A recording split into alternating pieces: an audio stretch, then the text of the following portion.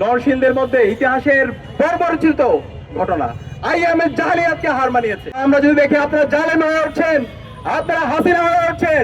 আমরা আবু সাইদের উত্তরসূরিরা বেঁচে থাকতে আমরা তা হতে দিব না।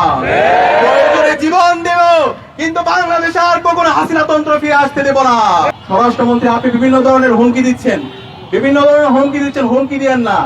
এই জুলাই প্রজন্ম কারো হুমকিকে তোয়াক্কা করে না।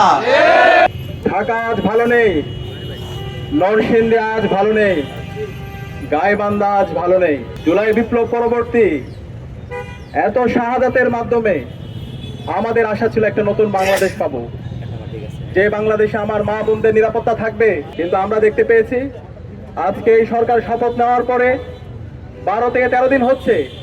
এই 13 দিনে তারা আমাদের এই দেশের নাগরিকদের জীবনের নিরাপত্তা তারা দিতে পারেনি। তারা আমাদের এই দেশের নাগরিকদের সম্পদের নিরাপত্তা তারা দিতে পারেনি।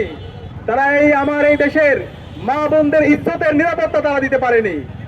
আমরা দেখতে পেয়েছি নির্বাচন পরবর্তী 24 ঘন্টার মধ্যে সারা দেশে সহিংসতা। সেই ফেসিবাদী আমলে যেভাবে ভিন্ন মতের ভিন্ন পথের উপর যেভাবে আক্রমণ করা হতো, ঠিক একই কায়দায় নির্বাচন পরবর্তী সারা দেশে সন্ত্রাসীরা বাড়িঘর ভেঙে দিয়েছিল। নির্বাচন পরবর্তী 24 ঘন্টার মধ্যে আমরা 4টা লাশ পড়তে দেখেছি, এবং একই সাথে সারা দেশে অসংখ্য মানুষের সম্পত্তিকে দখল করতে দেখেছি। একই সাথে আজকে 12-13 দিনে সারা দেশে আমার মা বোনদের উপর হামলা হচ্ছে। এই ঢাকা বিশ্ববিদ্যালয়ে এক দলের সন্ত্রাসীরা আমাদের বোনদের উপর তারা হামলা করেছে। একই সাথে আমরা দেখতে পেয়েছি রামপুরার মধ্যে 5 বছরের এক শিশুর উপরে হামলার পর তাকে হত্যা করা হয়েছে।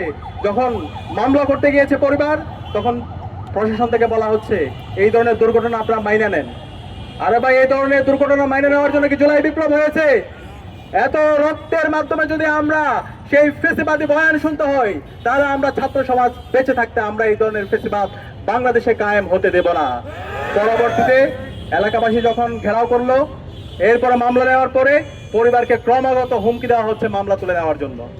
এরপর আমরা দেখতে পেয়েছি নরসিংদীর মধ্যে ইতিহাসের বর্বরচিত ঘটনা আইএমএ জালিয়াতকে হার মানিয়েছে। আমাদের এক কিশোরকে 15 বছর বয়সী কিশোর, তাকে গণধর্ষণ করা হয়েছে। গণধর্ষণ করার পরে যখন সে বিচারের দাবিতে এলাকার বিএনপি নেতার কাছে গেল, পরবর্তীতে তাকে বিভিন্ন ধরনের হুমকি দেওয়া হলো, এবং এরপরে ওই পরিবারের সামনে থেকে, তার বাবার সামনে থেকে তুলে নিয়ে গিয়ে তাকে হত্যা করা হয়েছে। আমরা এখন পর্যন্ত এই ঘটনার সাথে যারা জড়িত এবং যারা ইন্ধন জুগিয়েছে তাদেরকে দৃষ্টান্তমূলক বিচারের আওতা আনতে দেখিনি। একই সাথে আমরা দেখতে পেয়েছি হাজারিবাগে এক শিশুকে হত্যা করা হয়েছে। এভাবে গাইবান্ধা থেকে শুরু করে বাংলাদেশের বিভিন্ন প্রান্তে আজকে মবের মাধ্যমে নাগরিকদের অধিকার হনন করা হচ্ছে, এবং জুলাইয়ের যারা বিপ্লবী আছে তাদেরকে হত্যাযজ্ঞ করা হচ্ছে।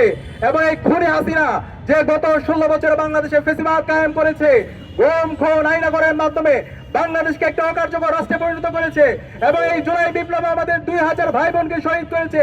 এই খুনি হাসিনা এবং তার দূষরদেরকে আবার বাংলাদেশে পুনর্বাসনের ব্যবস্থা করছে একটি দল। আমরা সাবধান করছি এই খুনি হাসিনা এবং তার দূষরদের বিরুদ্ধে বর্তমান সরকারকে জিরো টলারেন্স নীতি ঘোষণা করতে হবে। এই বাংলাদেশে খুনি হাসিনাকে ভারত থেকে নিয়ে এসে তাকে ফাঁসির কাস্টে ঝুলাতে হবে, রায় কার্যকর করতে হবে।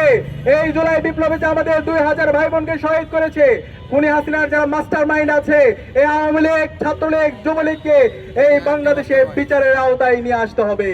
তাদের আর কোনো অফিস খুললে এই বাংলাদেশের ছাত্র জনতা প্রতিরোধ গড়ে তুলবে।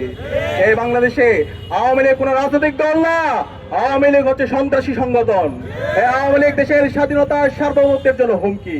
সুতরাং এই আওয়ামী লীগকে এবং খুনি হাসিনার দোষরদেরকে এই বাংলাদেশে বিচারের আওতায় নিয়ে আসতে হবে, এবং সারা দেশব্যাপী যে ধর্ষণ হচ্ছে, যে সন্ত্রাস হচ্ছে, যে মাফিয়া তন্ত্র হচ্ছে, এই সন্ত্রাসীদেরকে দ্রুত সময়ের মধ্যে অ্যারেস্ট করে তাদেরকে বিচারের আওতায় নিয়ে আসতে হবে। একই সাথে আমরা দেখতে পেয়েছি ঢাকা বিশ্ববিদ্যালয়ের শিক্ষার্থীর উপর এবং সাংবাদিকদের উপর এই সোহরাওয়ার্দী উদ্যানে পুলিশ হামলা করেছে। আমরা এই ধরনের পুলিশের রাষ্ট্র দেখতে চাই না, যে পুলিশ আমার সাংবাদিকদের উপর হামলা করে, আমার ভাইয়ের উপর হামলা করে, আমার বোনের উপর হামলা করে। সুতরাং এই পুলিশের যারা এই নাগরিকদের উপর হামলা করেছে তাদেরকে বিচারের আওতায় নিয়ে আসুন। আমরা দেখতে পাচ্ছি এই পুলিশের বিরুদ্ধে ব্যবস্থা না নিয়ে বরং তাদেরকে আরো পদোন্নতি দেওয়া হচ্ছে। আমরা সবকিছু অবজার্ভ করছি, আমরা আপনাদেরকে সময় দিতে চাই, কিন্তু আমরা যদি দেখি আপনারা জালেম হয়ে উঠছেন, আপনারা হাসিনা হয়ে উঠছেন, আমরা আবু সাঈদের উত্তরসূরিরা বেঁচে থাকতে আমরা তা হতে দিব না। প্রয়োজনে জীবন দেব, কিন্তু বাংলাদেশে আর কখনো হাসিনা তন্ত্র ফিরে আসতে দেব না। প্রয়োজনে আবু সাঈদের মতো আমরা রাজপথে নামবো, কিন্তু বাংলাদেশে আমার আর কোনো বোনের উপর, আমার কোনো মায়ের উপর শ্লীলতাহানি হতে দেব না। আমরা অনুরোধ করবো, স্বরাষ্ট্রমন্ত্রী আপনি বিভিন্ন ধরনের হুমকি দিচ্ছেন, হুমকি দিয়েন না। এই জুলাই প্রজন্ম কারো হুমকিকে তোয়াক্কা করে না। আমরা দেখতে পেয়েছি এই ঢাকা বিশ্ববিদ্যালয়ে 15 জুলাই খুনি হাসিনা এবং তার দূষণরা নিষিদ্ধ ছাত্রলীগ আমাদের বোনদের উপর হামলা করেছিল। পরবর্তীতে বাংলাদেশে যে গণবিপ্লব হয়েছে, সেই বিপ্লবের মাধ্যমে খুনি হাসিনা দেশ থেকে পালাইছে। সুতরাং সাবধান করছি, আর কোন আমার মা বোনদের উপর যদি হামলা হয়, আমার মা বোনদেরকে যদি বিভক্ত করার হুমকি দেওয়া হয়, আর কোনো যদি দর্শন হয়, দর্শনের পর যদি বিচার না হয়, তাহলে আমরা আবার রাজপথে নেমে আমরা গণপ্রতিরোধ গড়ে তুলবো ইনশাআল্লাহ। আপনাদেরকে অনুরোধ করবো, বাংলাদেশের ছাত্র সমাজকে অনুরোধ করবো, সবাইকে সজাগ থাকতে হবে। প্রতিটি পাড়ায় পাড়ায়, মহল্লায় মহল্লায়, প্রতিটি স্কুলে, কলেজে, মাদ্রাসায়, বিশ্ববিদ্যালয়ে এই দর্শকদের বিরুদ্ধে প্রতিরোধ কমিটি গড়ে তুলতে হবে। দর্শকদের যেখানে পাওয়া যাবে তাদেরকে ধরে থানায় দিতে হবে, তাদেরকে প্রকাশ্যে বিচারের আওতায় নিয়ে আসতে হবে।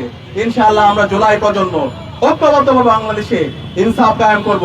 শহীদ ওসমান হাদি আমাদেরকে যে লড়াই দেখে গেছে, যে আজাদির লড়াই, ইনসাফের লড়াই, ভারতীয় আধিপত্যবাদের বিরুদ্ধে লড়াই, আমার মা বোনদের অধিকার রক্ষার লড়াই, সেই লড়াই আমরা জারি রাখবো ইনশাআল্লাহ।